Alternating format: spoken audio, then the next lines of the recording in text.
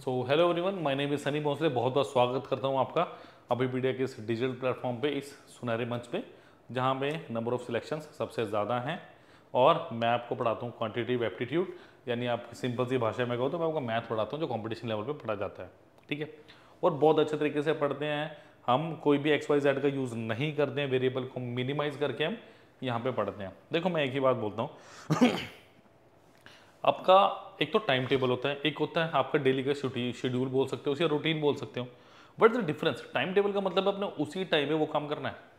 Schedule का मतलब है कि मुझे हाँ ये काम आज पूरा करना है, तो शेड्यूल बेटर होता है हमेशा टाइम टेबल से, क्योंकि अगर टाइम टेबल ऊपर नीचे हो जाए बड़ी दिक्कत होती है। ठीक है, एक दिन फॉलो हो जाएगा, 2 दिन, बट शेड्यूल का क्या है कि अगर मैंने ये पढ़ना है, सपोज करो मैंने 4 आर्टिकल आज याद करने हैं या मैंने ये परसेंटेज के क्वेश्चंस करने हैं, तो वो आज पूरे दिन में मैं जब मर्जी करूँ, मुझे कोई दिक्कत नहीं है। तो माइंड को फ्री होकर पढ़ा जाता है हमेशा। सफोकेट होके मत पढ़ा करो कि मुझे करना ही करना है। भैया कर लेंगे, थोड़े लेट भी हो जाएगा, दिक्कत नहीं होगी, बट हाँ जो आपने डिसाइड कर लिया वो आपको करना ही करना है, ये सोच के पढ़ा करो बस हमेशा। क्लियर? तो please like share and subscribe कीजिए चैनल को, और सारे के सारे जो लिंक्स हैं आपके पास वो प्रोवाइड किए गए हैं डिस्क्रिप्शन बॉक्स में। डन? चलिए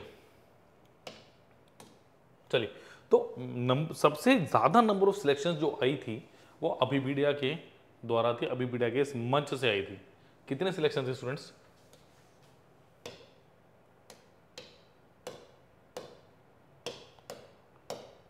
$210 नंबर ऑफ सिलेक्शन थी पिछले साल 2022 में। अब आपको पता है इंटरव्यू की डेट भी आ गई है, तो सारे के सारे जो भी लिंक्स आपको चाहिए प्रोवाइड किए गए हैं डिस्क्रिप्शन बॉक्स में, जाइए और एंजॉय कीजिए। क्लियर? तो इंटरव्यू से रिलेटेड कोई आपको जानकारी चाहिए, 7837773651। बहुत सारे बच्चे मेंटरशिप गाइडेंस प्रोग्राम का हिस्सा है हमारे साथ, जो इंटरव्यू की तैयारी कर रहे हैं, आप भी करिए। चलिए स्टूडेंट, यूपीएससी पीएफओ 2024 इसको 25 कर दो का कंप्लीट कोर्स लॉन्च हो चुका है, जिसमें आपके पास रिकॉर्डेड क्लासेस हैं, वेब नोट्स हैं, पीडीएफ्स है, टेस्ट सीरीज है, डाउट सेशन है, फ्री मेंटरशिप है। 7837773651 इस नंबर पर आप कॉल भी कर सकते हैं, इस नंबर पर आप व्हाट्सएप भी कर सकते हैं, और जुड़िए मेरे साथ इस कोर्स को परचेज करके। क्लियर? चलिए स्टूडेंट, पहला क्वेश्चन आज की कक्षा का क्या है? A can paint ceiling of a room of length 5 centimetre and breadth 12 centimetre in 12 hour, but B can paint ceiling of a room of a length 10 centimetre and breadth 5 centimetre in 10 hours. How long A and B together will take to paint ceiling of a room of length 15 centimetre and breadth 20 centimetre. देखो ये question अच्छा है। क्यों अच्छा है? क्योंकि इस question में एक अलग सा कॉन्सेप्ट है। अगर मैं बात करूं ना, we have a concept in this question, ऐसे क्वेश्चन मुझे हमेशा से ही पसंद है। मैं जब भी क्लास में हूँ या मैं आपको यूट्यूब सेशन भी दे रहा हूँ, तो मैं इस तरह के क्वेश्चंस पे हमेशा फोकस करता हूँ जो नए नए कॉन्सेप्ट को जन्म देते हैं। और ये उसी में देखो इसमें क्या क्या गया, पहले लेंथ बोल दी गई, फिर ब्रेड्थ बोल दी गई। ठीक है, length 10 centimetre and breadth 5 centimetre. ठीक है, हाउ लॉन्ग, फिर लेंथ और ब्रेड्थ की बात होगी। बट क्या कहीं भी क्वेश्चन में एरिया की बात हुई? नहीं, एग्जैक्टली क्वेश्चन में मुझे एरिया को डील करना है। डन? देखो, अगर मैं एरिया 1 की बात करूं, वो क्या होगा मेरे पास? 5 सेंटीमीटर बाय, आपके पास एरिया क्या होता है स्टूडेंट? लेंथ इंटू ब्रेड्थ होते हैं जब आप रेक्टेंगल की बात करते हैं, इजंट इट? सो अगर मैं बात करूं एफिशिएंसी 1, या आप ऐसे बोलोगे 12 आवर में कितना एरिया कवर हो रहा है? 60 सेंटीमीटर स्क्वायर। तो 1 आवर में कितना होगा? 60 बाय 12 यानी कितना? 5 सेंटीमीटर स्क्वायर पर आवर होगा। ये मेरे पास क्या है? एफिशिएंसी 1। That's it. समझा ये बात? ये मेरे पास एफिशिएंसी निकल गई। पर आवर में एफिशिएंसी तो होती है जब आप किलोमीटर पर आवर लिखते हैं, दैट इज योर एफिशिएंसी। इसको नाम क्या दिया गया? स्पीड दिया गया। एक्सपेंडिचर होता है आपका। ये सारे के सारे क्या है आपके? प्राइस क्या है? Rupees per KG. It's also efficiency. नाम क्या दिया गया? प्राइस। That's it. क्लियर? तो एरिया 2 की बात अगर करोगे आप, देखो ये चीजें समझोगे ना तब सिलेक्शन जल्दी होगी। 10 सेंटीमीटर इंटू 5 सेंटीमीटर यानी कितना? 50 सेंटीमीटर स्क्वायर। इसको 10 से करोगे, दूसरी एफिशिएंसी भी कितनी आ गई आपके पास? 5 सेंटीमीटर स्क्वायर पर आवर, ये आ गई। डन? अब देखो जरा मुझे क्या बोल रहे हैं, कितना कितना करना है मुझे, कितना टाइम चाहिए। लास्ट वाला कितना, एरिया 3 कितना है मेरे पास जो मुझे कवर करना है, 15 सेंटीमीटर बाय 20 सेंटीमीटर, 15 गुना कितना हुआ 30 सेंटीमीटर स्क्वायर, ठीक है, सॉरी 300, सॉरी नो इज 30 300। और कितना टाइम है मेरे पास, एफिशिएंसी क्या, 5 और 5 यानी 300 बाय 10 यानी कितना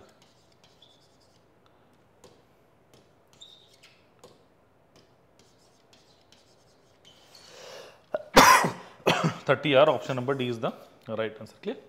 तो इस क्वेश्चन को एरिया में कन्वर्ट करोगे जल्दी हो जाएगा, वरना अलग अलग जगह पे अलग अलग टाइप के सोल्यूशन इस तरह के क्वेश्चन के। क्लियर। चलिए जी next question. A and B started business by investing in a ratio 7:10. C joined after 3 months with the investment 1.5 यानी 1.5 गुना, ए से 1.5 गुना इन्वेस्टमेंट के साथ सी आता 3 महीने के बाद। At the end of 1 year, out of the total profit of C's share was 12,600 12,600, then what was the share profit, total share profit बताना आपने कितना होगा। क्लियर। चलिए how will you do this question, कैसे इस क्वेश्चन को attempt करेंगे आप, ट्राई कीजिए। देखो क्या कह रहा है, A and B startup business investing 7:10, यानी ए एंड बी जो इन्वेस्टमेंट है, देखो पार्टनरशिप का क्वेश्चन करते हुए ये बात याद रखना, investment is directly proportional to आपका प्रॉफिट। बस इतनी सी बात अगर ध्यान है ना, काम हो जाएगा आपका। ठीक है। सी ज्वाइन आफ्टर 3 months, मतलब सी ने 3 मंथ के बाद ज्वाइन किया। ठीक है, अभी मुझे कुछ नहीं पता आगे।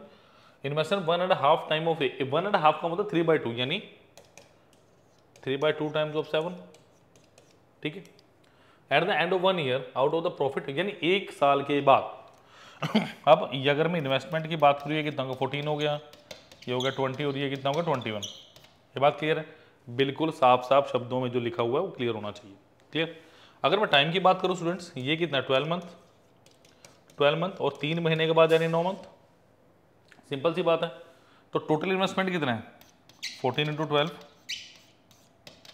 रेशो 20 × 12 रेशो 21 × 9, ये होगा।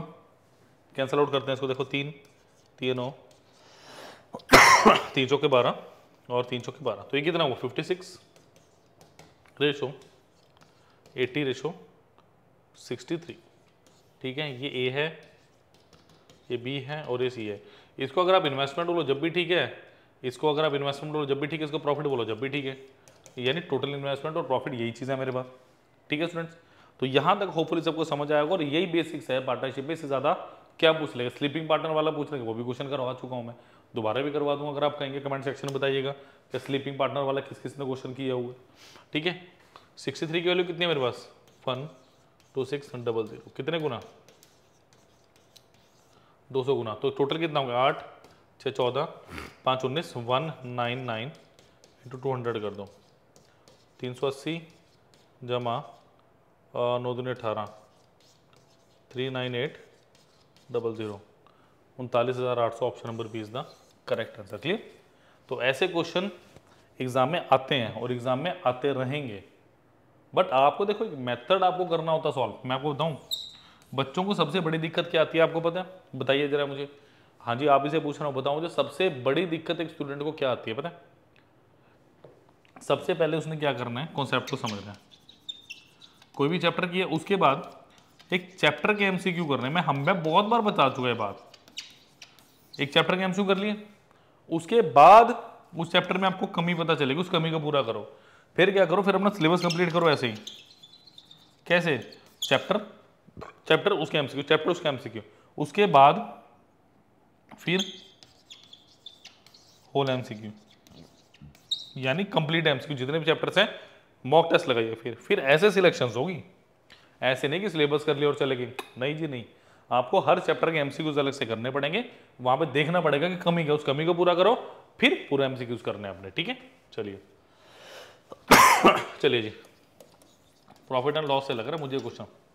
Normally a bakery shop owner sells a packet of 16 biscuits for 50 rupees in the peak hours, मतलब जब डिमांड बहुत ज्यादा है उसको फायदा दिख रहा है, he sells a packet of same 12 biscuit for same price, मतलब 50 रुपए का, सेम प्राइस का मतलब। In peak hours the selling price is how much above than that of normal hour. बताइए क्या आंसर होगा, बताइए मुझे, बताओ इसका आंसर। देखो normally bakery shop owner sells a packet of 16 biscuits for 50 rupees.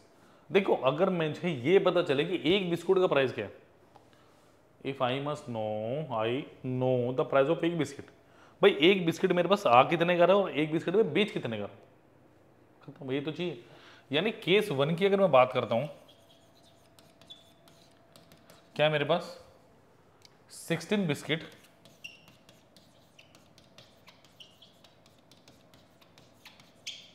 For 50 rupees.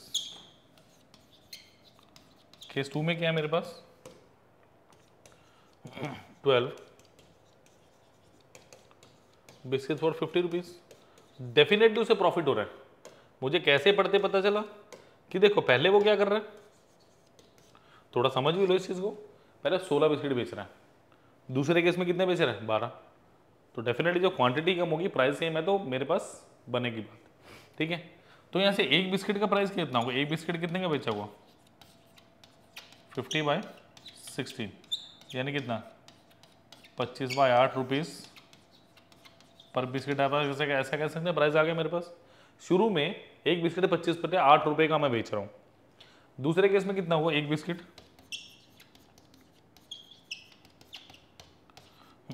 50/12, यानी कितना 25/6 रुपीज पर बिस्किट। आप सिंपल सिंपल कंपेयर कर दो, फालतू कुछ नहीं करना, कोई माइनस नहीं करना, कुछ नहीं करना।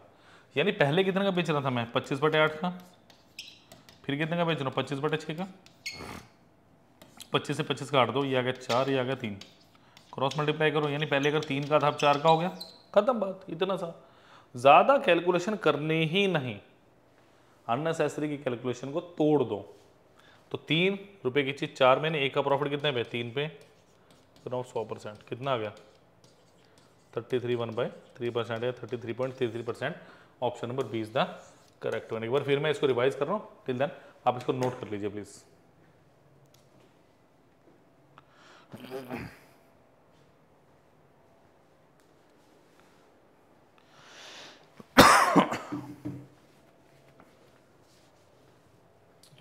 करिए प्लीज। देखो दोबारा एक बार बता देता हूँ, हमेशा इस तरह क्वेश्चन में क्या करना है, एक देखो 2 यूनिक क्वेश्चन बन गया आज आपके पास, पहला लेंथ ब्रेड्थ वाला और दूसरा ये दोनों अच्छे क्वेश्चन है। रीजन क्या है, इनमें कॉन्सेप्ट है, इनमें लॉजिक है जो आपको समझना है, जिसके बिना अधूरी है प्रिपरेशन भाई, अधूरी है। मैं कह रहा 10,000 क्वेश्चन कर लो एक टाइप के, नई बात बनेगी। बट अगर वही आप 500 क्वेश्चन क्वालिटी के, 500 से 800 क्वेश्चन क्वालिटी के कर लो ना, ऐसे बात बनेगी। बट आपको वो पता होना चाहिए what is the quality. Yes, अभी पीडीएफ इज अ क्वालिटी। जुड़िए, करिए कोर्सेज को, डिस्क्रिप्शन बॉक्स में दिया हुआ है, करिए इंटरव्यू की तैयारी, क्यों नहीं कर रहे हैं, क्या सोच रहे हैं, कीजिए डेफ अपलोड, लिख दिया हो डिस्क्रिप्शन बॉक्स में, ना मिला तो वीडियो की साइड पे चले जाओ, मिल जाएगा आपको। पिछली वीडियोस आई हैं उनमें कहीं ना कहीं मिलेगा, नहीं मिलेगा तो इस नंबर पे कॉल कर लो 7837773651, अपने आप नंबर मिल जाएगा आपको, अपने आप कॉल करोगे, समझ आएगी बात। तो please please please like share subscribe करना मत भूलिए। चलिए, तो पर अगर आप उसकी बिस्किट के प्राइस निकालेंगे तो you will get the answer. चलिए जी, एवरेज से रिलेटेड क्वेश्चन है। Pallavi got marks in physics and chemistry in the ratio 4:5 respectively, कि उसके फिजिक्स एंड केमिस्ट्री में जो रेशो है 4:5 है। In chemistry her marks for 30 more than physics, मतलब इनके जो मार्क्स का बेसिक डिफरेंस है 30 है मेरे पास, done. And the average of marks received by her in physics chemistry and maths together was 180। Average है 180, तो टोटल कितना हुआ 540, दैट्स इट। ये आपके पास एवरेज क्या होती है, ठीक है, total upon number of observation. तो आपके पास सम निकालना है तो क्या करो, एवरेज को टोटल से मल्टीप्लाई कर दो, एवरेज 180 है, 3 है, मल्टीप्लाई 540 करके देखेंगे how many marks did she get in math, math में कितने मार्क्स हैं उसके। ऑप्शन बड़े अच्छे दिए, 270, 60, 120, 180, none of this. So let us consider this question. देखिए question is saying marks in physics and chemistry. आप बोलेंगे मैं बोलता हूँ 4k/5 के है 4k/5 के, बट क्वेश्चन कह रहा है भाई डिफरेंस कितने का 30 का, यानी फिजिक्स में कितने मार्क्स रहे होंगे 120, केमिस्ट्री में 150, 120 150 रहे होंगे डेफिनेटली। और अगर मैं बात करूं physics plus chemistry plus maths divided by 3 कितना दिया 180, आपकी एवरेज यही होती है स्टूडेंट्स, एवरेज क्या होता है sum of marks divided by number of observations, ऐसा ही होता है। तो फिजिक्स में कितने मार्क्स है 120, केमिस्ट्री में कितना 150 plus maths is how much 540। So how many marks we have in maths 540 minus of 270, it will be 270. Option number A is the right answer. So please like, share and subscribe the channel as well as the video. Kindly consider this question. Let us move on to the next question of the chapter of this lecture.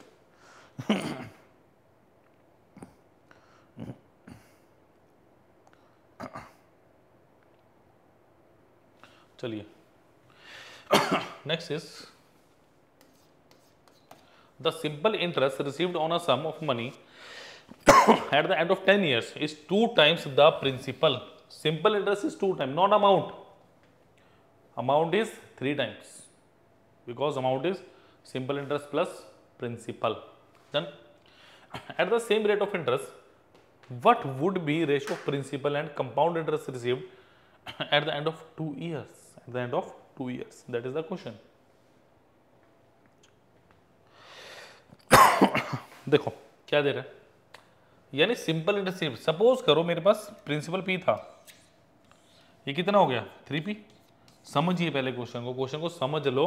These are language based questions, clear, these are our language based questions. Done, यानी मेरे पास जो 2P है मेरे पास principal होगा, और sorry simple interest is twice the 2 times the principal. तो total rate of interest क्या आएगा 2P, भाई इतने का मिला P पे गुना 100%, ठीक है। यानी मुझे जो टोटल रेट ऑफ इंटरेस्ट मिलेगा 200, because the question is asking about simple interest and simple interest means constant throughout the year, throughout the time, clear. So you can say that in 10 years we are getting 200% of interest. So in 1 year we are getting 20%. So you can say that rate of interest is how much 20% per annum or per year. That is the crucial point. अगर ये नहीं निकलता आप question नहीं कर सकते कभी भी, बता दिया मैंने आपको। समझा की बात। नेक्स्ट क्या बोल रहा है, what would be the ratio of principal and compound interest received at the end of 2 years। अब मुझे प्रिंसिपल की जरूरत ही नहीं है, we don't know the principal, तब भी आंसर आएगा। We don't have the principal, तब भी आंसर आएगा। बिकॉज जब आप 2 साल की बात करते हैं कंपाउंड इंटरेस्ट कैसे निकाल सकते हैं, a plus b plus ab by 100, that is your simple interest, that is your difference and total is compound interest, you can say that. It means 20 plus 20 plus 20 into 20 by 100, it is 44%, you can say that. If our principal is 100%, then we can say that our interest is 44% of the principal. So now the question is asking about the ratio of principal and the compound interest, that is 100 ratio of 44, that is 25 ratio 11. You can also do that. 20% means 1 by 5, so 5 ratio 6, 5 ratio 6. Principal was 25, the amount was 36, so you get 11 by 25 into 100%.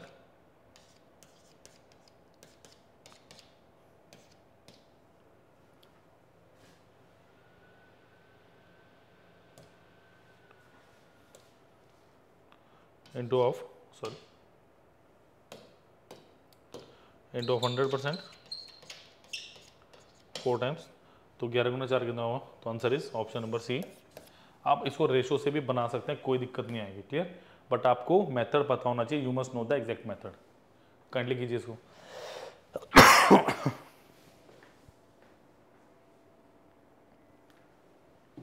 चलिए next is easy question है, the uniform speed of a motorcycle या motor boat in upstream is 12 kilometer per hour and its downstream speed is 18 kilometer per hour.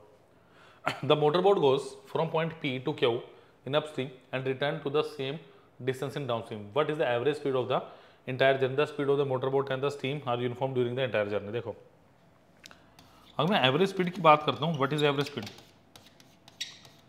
Total distance upon total time.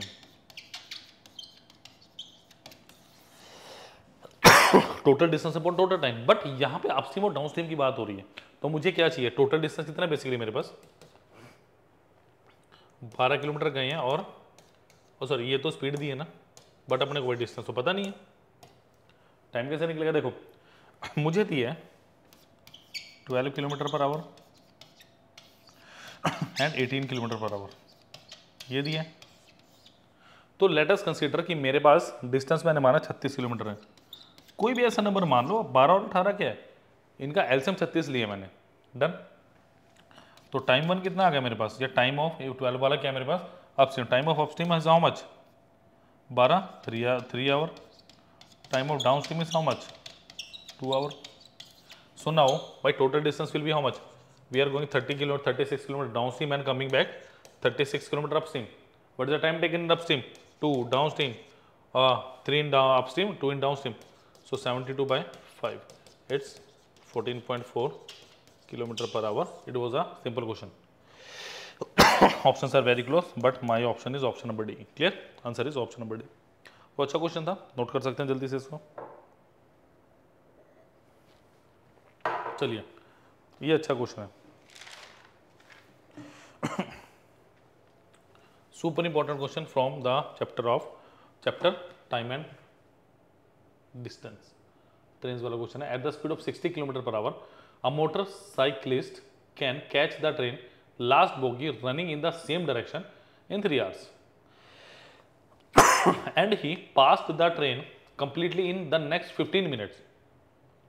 If the length of the train is 200 meter, then how much distance did the train travel from the time when motorcyclists start chasing it? Easy question है, but समझिए. देखो मेरे को एक बात हो जब motorcycle सवार पीछे से आ रहा है ना, वो ये ट्रेन है पीछे से आया, उसने यहाँ पे 3 घंटे में ट्रेवल कर लिया, बट यहाँ से यहाँ 200 मीटर जाने में कितना टाइम लग रहा है उसको? 15 मिनट. यही समझना है कि 200 मीटर गया, 200/1000 किलोमीटर हो गया. देखो हमेशा एक बात याद रखना, अगर मोटरसाइकिल उसको क्रॉस कर गया तो मोटरसाइकिल की स्पीड ज्यादा होगी. When 2 moving objects are moving in same direction then relative speed has to be minus, और you can say that subtracted when they are when they are moving in opposite direction then speed has to be added. So 60 minus x and time is how much? 15/4. ये simple सी बात समझ आ जाती. तो आपके पास x क्या है? x is speed of the train. So it is 1/5 of 60 minus x into 15/60, sorry, because this is 15 minutes, so 1/4. So it is 4/5 is equal to 60 minus of x. So 60 minus x is equal to 0.8. So 60 minus of 0.8 is equal to x is equal to how much? 59.2 kilometre per hour. आगे भाई speed 60 से कम आनी थी, नहीं आती तो फिर कैसे काम चलता? क्लियर. अब वो क्या कह रहा है भाई, कितना समय लगा होगा, मोटरसाइकिल सवार ने कितना टाइम लिया ट्रेन को क्रॉस करने में? टाइम कितना है? 3 आवर 15 मिनट्स यानी 1/4 यानी कितना? 13/4 आवर. बस खत्म होगी बात. इतनी सी बात समझ आ जाती तो काम हो गया था हमारा. छोटे छोटे क्वेश्चन है कॉन्सेप्ट वाले. एक भी क्वेश्चन अगर हल्का हो तो मुझे बताइएगा, जिसमें कॉन्सेप्ट ना हो. विदाउट कॉन्सेप्ट के तो मैं कुछ क्वेश्चन समझता ही नहीं हूँ. ठीक है. तो कितना हो गया मेरे पास? Distance is equal to speed into time. So 59.2 into of 13/4. तो ये कितना हो गया? 4 एकम 4 1 9 4 चौके 16.8 इंटू ऑफ 13. 13 गुना 14 कितना? 182. 13 8 104 यानी 10.2 10.4 सॉरी, तो answer is 192.4 kilometre. That was very very very easy question, but conceptually बहुत ज़्यादा बिल्डअप क्वेश्चन था ये। डन, चलिए let us move down to the last question of the class. At present, 5 times the age of Rahul is equal to 3 times the age of Rocky. Let us consider this question. Ages का question basically. The age of Rocky's wife is 5 years less than that of Rocky. 5 years ago, the ratio of the age of Rahul and Rocky's wife was 2:3. Okay. मतलब इसका ही use करके answer निकलेगा। Average बताना Rahul Rocky और इनकी wife का। चलो अगर मैं बोलूँ क्या दिया है, 5 times of Rahul age is equal to 3 times of Rocky's age.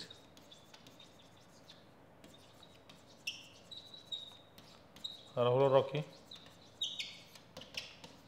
3k/5k बोल सकता हूं मैं। ठीक है, अगर मैं रॉकी की वाइफ की बात करूं, इसकी वाइफ की क्या दी, इससे 5 साल छोटी है, और ये क्या सारे के सारे दीज आर प्रेजेंट एज। ठीक है, मुझे क्या बोल रहा है, 5 years ago 5 साल पहले the ratio of the age of Rahul and Rocky's wife. Rahul की एज 5 साल पहले कितनी होगी स्टूडेंट्स, 3k-5, और रॉकी की एज कितनी होगी, रॉकी की वाइफ की 5k-5 प्रेजेंट है 5 साल पहले, फिर 5 माइनस कर दो, ये कितना है मेरे पास 2/3, 9k-15 इज इक्वल टू कितना आ गया 10k-20, तो 9k-10k इज इक्वल टू -20 +15, तो माइनस के इज हाउ मच, -5, के विल बी हाउ मच, बस के आ गया, बात खत्म। ठीक है, क्या बोल रहा है क्वेश्चन, अब इनका मुझे बताना भाई एवरेज, यानी 3k + 5k + 5k - 5 divided by 3, तो ये कितना होगा 5, 10, 13k - 5/3, 13 के 13 × 5 65 - 5 60, तो कितना आ गया 60/3, answer is 20, option number C is the right answer. Clear. So these were the questions जो एग्जाम ओरिएंटेड क्वेश्चन थे स्टूडेंट्स। एक भी क्वेश्चन ऐसा नहीं था जिसमें कोई कॉन्सेप्ट ना हो, सब के सब अलग लेवल के क्वेश्चंस थे। तो please please please like share subscribe तो बनता है चैनल को, करिए और शेयर जरूर करो, शेयर नहीं करोगे तो काम नहीं चलेगा। क्लियर। चलिए नेक्स्ट इज, तो ये 2000 हमारी 22 की सिलेक्शन स्टूडेंट्स, 2022 में 210 सिलेक्शंस थी, आप भी जुड़ सकते हैं। ठीक है, और इंटरव्यू गाइडेंस प्रोग्राम हमारा चल रहा है जिसका लिंक डिस्क्रिप्शन बॉक्स में दिया गया है। देखिए 2024-25 का जो बैच लॉन्च हो रखा है, अब रिकॉर्डेड क्लासेज हैं, वेब नोट्स हैं, पीडीएफ्स हैं, टेस्ट सीरीज है, डाउट सेशन है, फ्री मेंटरशिप है। और further information you can call us at 7837773655। इस नंबर पर कॉल भी कर सकते हैं, इस नंबर पर आप व्हाट्सएप भी कर सकते हैं। Please please please time waste मत कीजिए, कम है टाइम, कभी भी नोटिफिकेशन आ जाएगी, मुझे भी नहीं पता आ जाएगा लाइव पर्सन, बट ये तो है इंटरव्यूज़ हो रहे हैं तो साथ के साथ नोटिफिकेशन भी आनी है। नवंबर दिसंबर में आपके इंटरव्यूज़ आ जाएंगे, सिलेक्शन आएगी जल्दी, उसके बाद एग्जाम भी जल्दी आएगा। Clear. Please like share subscribe करना मत भूलिए, कोई डाउट हो तो कमेंट भी आप कर सकते हैं। Thank you students, all the best, thank you.